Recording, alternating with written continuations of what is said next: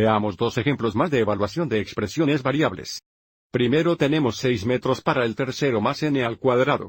Y se nos da que m igual 3 y n igual 5. Entonces podemos sustituir 3 por m, y 5 por n y luego evaluar esta expresión.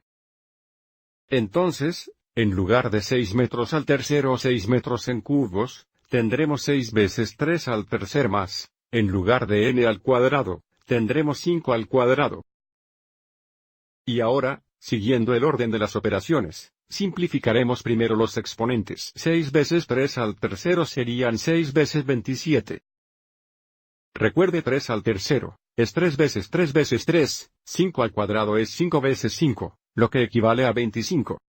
Luego multiplicaremos 6 veces 27 será 162 más 25, y 162 más 25 es igual a 187.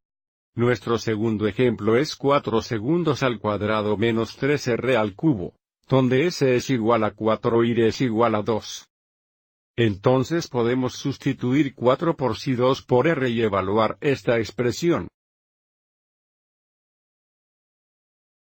Entonces, 4 veces 4 al segundo, menos 3 veces 2 al tercero.